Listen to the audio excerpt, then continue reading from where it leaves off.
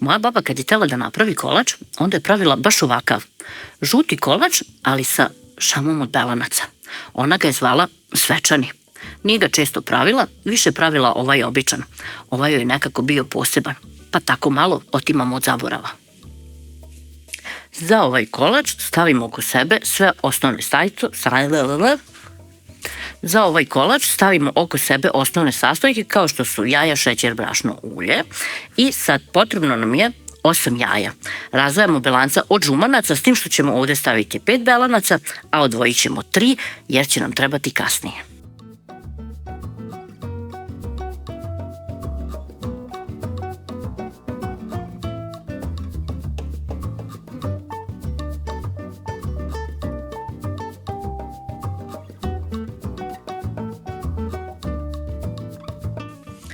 Mera šećera nam je na čaše i potrebne su nam 2 čaše šećera. Ovo je čaša od 200 ml. Prvo ćemo koristiti 1,5 čašu, a pola čaše ćemo ostaviti za kasnije. U ova belanca dodajemo 1,5 čašu šećera.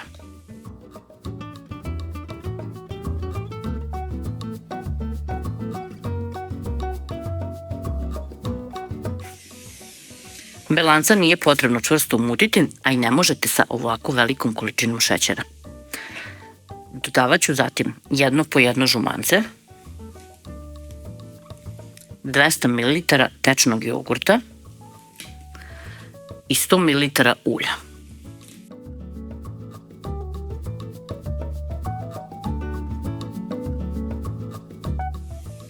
Dodajem i 20 grama vanilin šećera. Preostalo nam je još brašno. Brašno nam je potrebno 2,5 ove čaše sa kojima smo merili šećer. Uzmemo rešetku pa brašno prosejemo.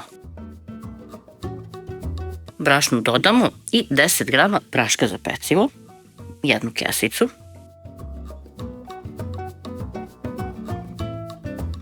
A onda sve lopaticom, spatulom ili varjačom sjedinimo.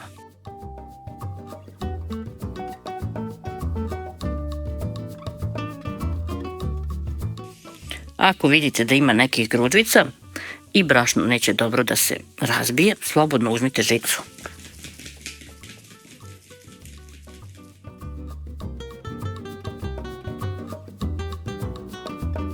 Uključila sam redno da se zagreje na 200 stepeni, a onda sam u pleh 35 x 25 cm stavila papir za pečenje. Pravila sam pauzu koliko je revni potrebno da se zagreje kako bi mi se ovde prašak za pecivo aktivirao, vidite ove balončiće, i cela smesa odstajala. Sad ću ovako malo da je promešam i sve ću da sipam u pleh.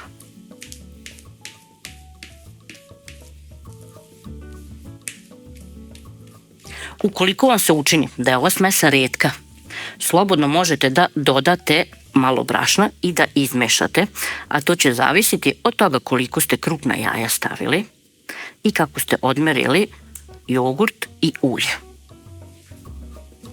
Može da se desi da bude nešto ređa, pa možete da dodate do pola čaše brašna.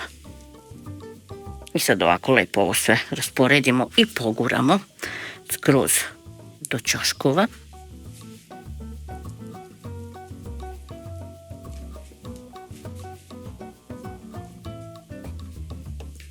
A pripremila sam i višnje. Treba vam 500 do 600 grama. Možete da koristite i zaleđene i sveže. Sada je krenula sezona višanja, pa navalite.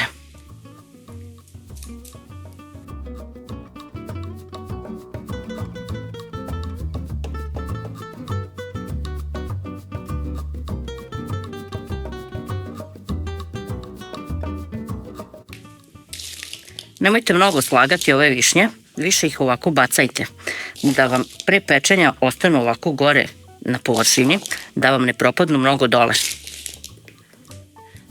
Nego sad kad bude raslo testo, samo malo da ih prekrije. Ovde ima 600 grama očišćenih višanja. To je to, nosimo da se peče. Posle nekih 20 minuta pečenja kolača uzimamo ona prethodno ostavljena belanca i mutimo ih uz onaj ostavljeni šećer.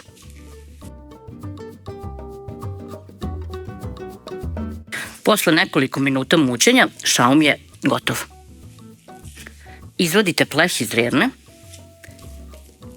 i sad ceo ovaj šam stavite od gore.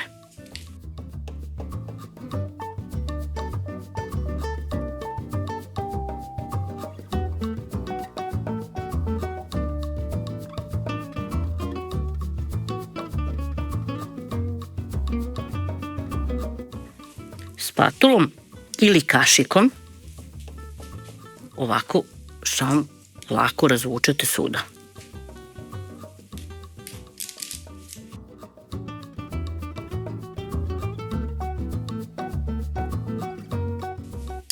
To bi bilo to, nosimo nazad u rernu, ali smanjujemo temperaturu na 180 stepeni.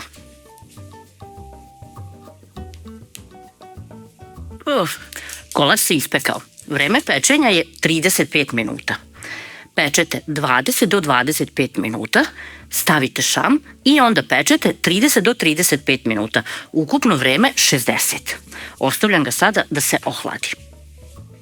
Kolač kada se ohladi, isečemo ga.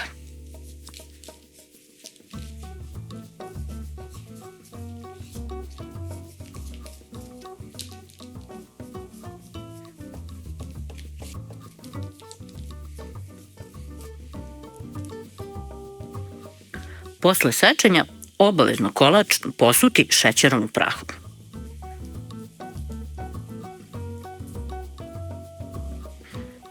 I još da vam pokažem kako kolač izgleda. Evo pogledajte. Predivan žuti kolač sa šamom od belanaca.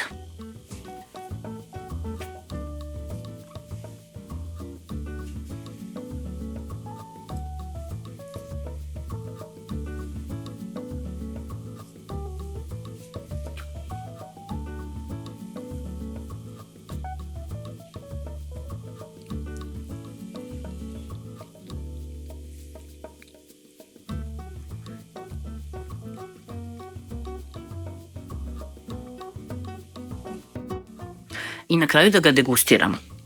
Ukus mu je tako jednostavan, ali neponovljiv. Zato i traje decenijama unazad. I na kraju degustacija.